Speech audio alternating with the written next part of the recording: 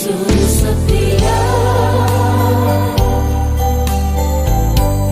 Dia sahabat kita dalam segala susahku, selalu menghiburku.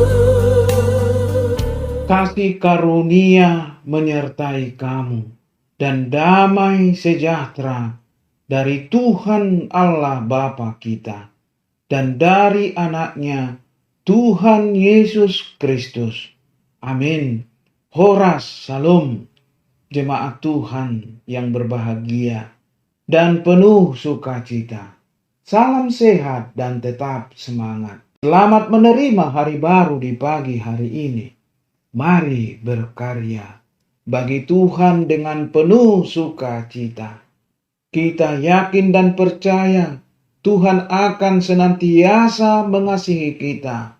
Selalulah berpengharapan dan tak ada yang mustahil bagi Tuhan. Sahabat yang baik hati, yang dikasihi oleh Tuhan Yesus Kristus, marilah kita menggunakan waktu sejenak untuk berdoa, membaca, dan merenungkan firman Tuhan untuk kita dengarkan pada pagi hari ini, Jumat tanggal 23 Desember 2022, yaitu yang tertulis di dalam kitab Yesaya pasal 48 ayat 10.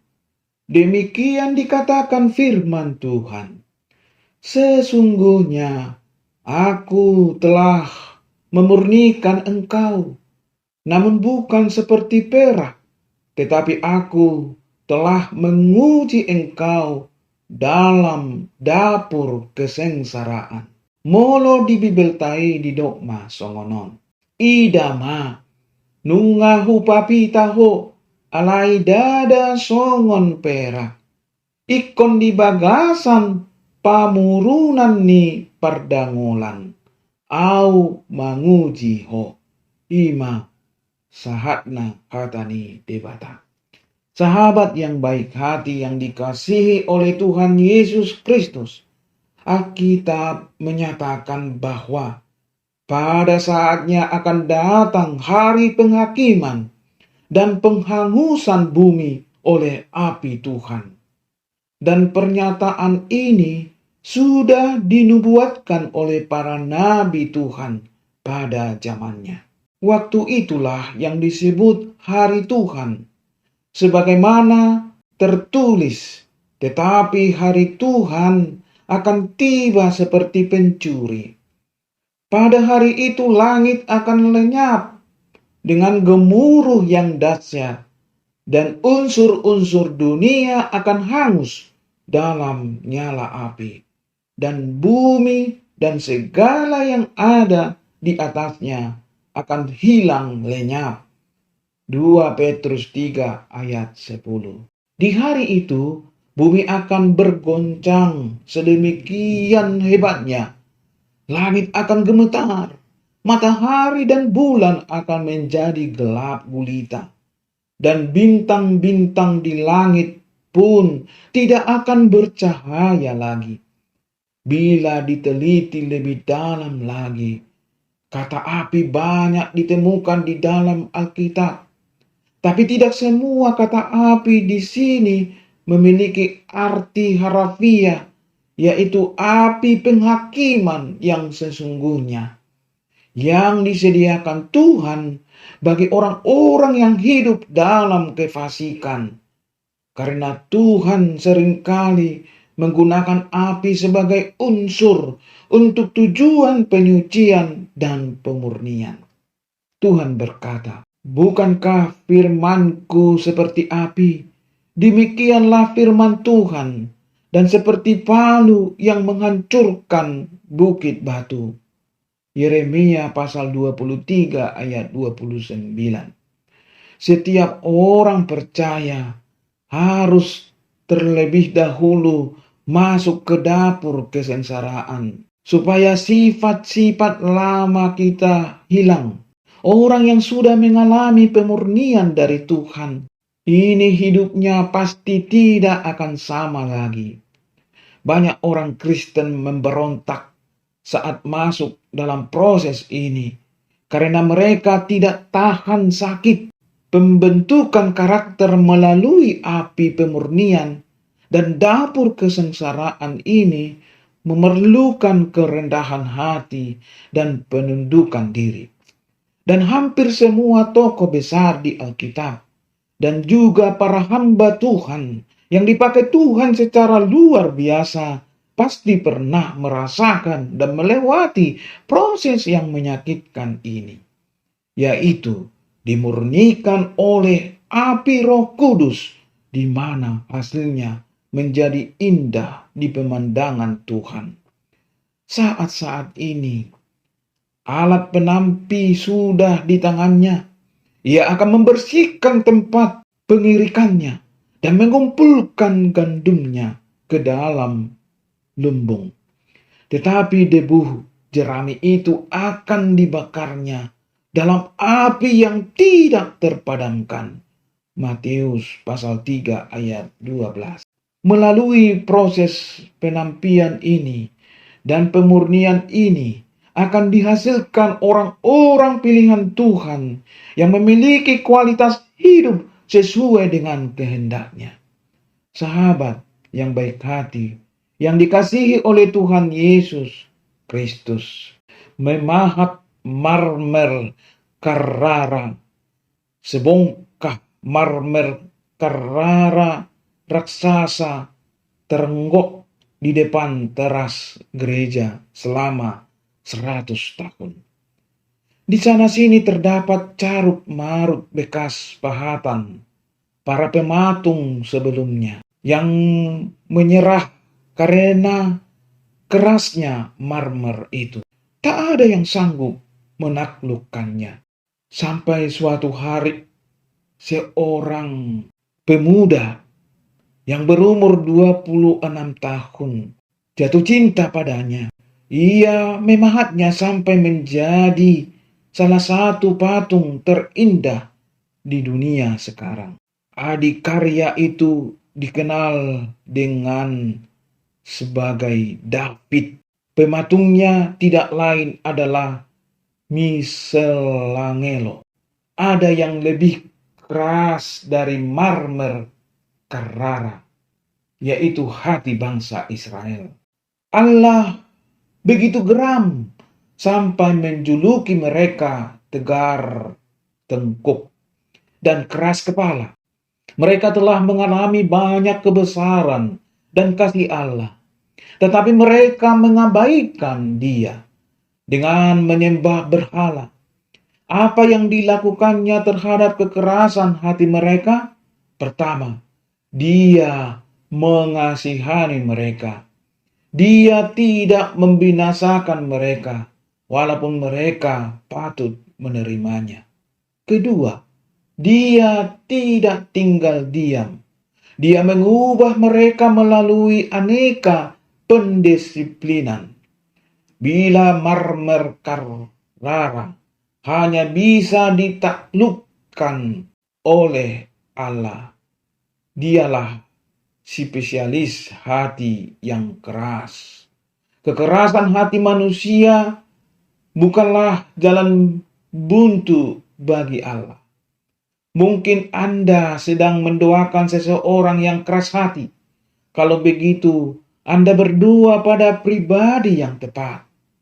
Atau mungkin Andalah orang yang keras hati itu. Kalau begitu, Allah belum menyerah pada Anda. Jika perlu, Dia akan mendisiplinkan Anda supaya Anda kembali kepadanya. Allah lebih gigih dalam mengasihi kita. Yang keras kepala tidak mengasihi Dia. Ketika kita bertanya, mengapa Allah menguji atau memperbolehkan diri kita dicobai? Kita sedang mengakui bahwa ujian ini memang datang darinya. Ketika Allah menguji anak-anaknya, Ia sedang melakukan hal yang baik. Daud meminta diuji oleh Allah dengan meminta supaya hati dan pikirannya diperiksa supaya terungkap apakah ia memang berpusat padanya. Mazmur pasal 26 ayat 2, 139 ayat 23. Ketika Abram diuji Allah dalam halnya mengorbankan Ishak, Abraham menurut.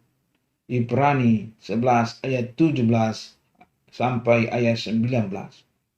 Dan menjadi teladan bagi dunia bahwa ia benar-benar leluhur dari semua orang beriman.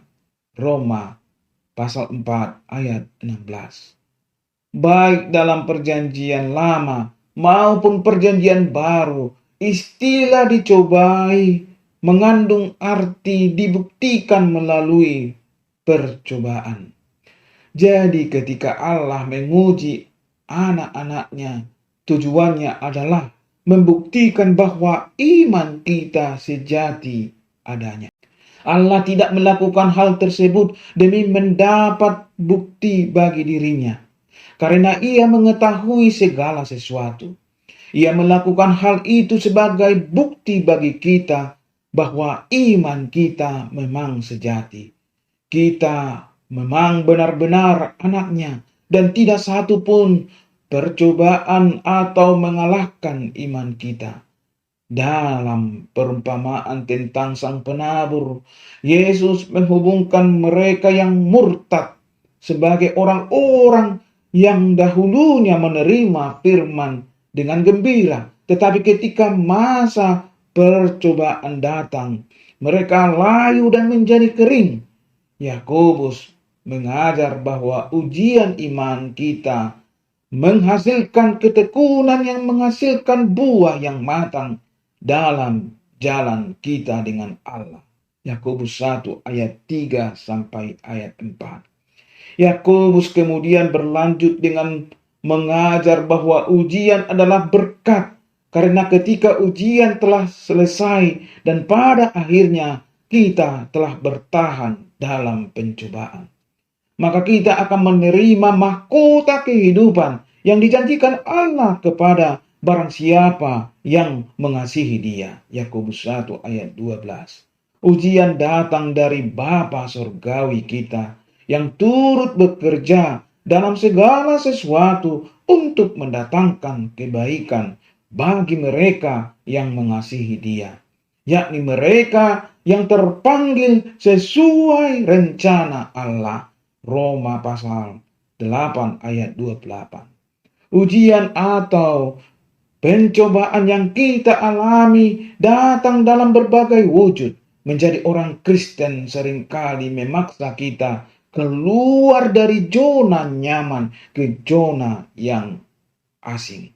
Ketekunan dalam masa ujian akan menghasilkan kedewasaan rohani dan kesempurnaan.